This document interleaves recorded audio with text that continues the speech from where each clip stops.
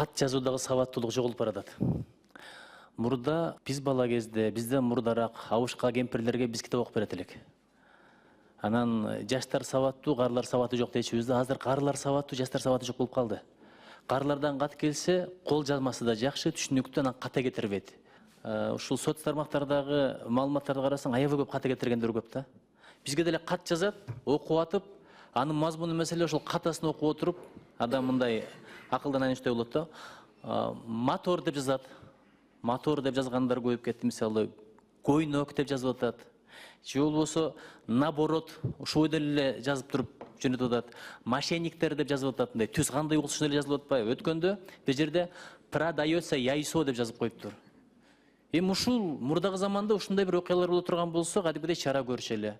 Бир кезиттен бир ката кете турган болсо, ал редактордун проблемасы болчу, коомдун проблемасы болчу, ошол тармакты тейлеген министрликтин проблемасы болчу. Ошон үчүн ушул сабаттуу жазуу жагында бир карайт окшойбуз, болбосо кандай эле болуп кетебиз билбейм. Туп-туура көтөрүп атасыз маселени.